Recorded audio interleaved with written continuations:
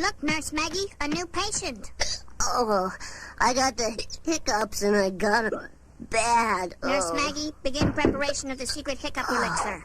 Milk, ice cream, maple syrup, cream of broccoli, hot sauce. No way, man. I knew it. Not enough hot sauce. Climb into the treatment apparatus, please. Confidentially, Nurse Maggie, this treatment has occasional side effects. But the side effects are somewhat entertaining, are they not, Nurse Maggie? I'm stumped, Nurse Maggie.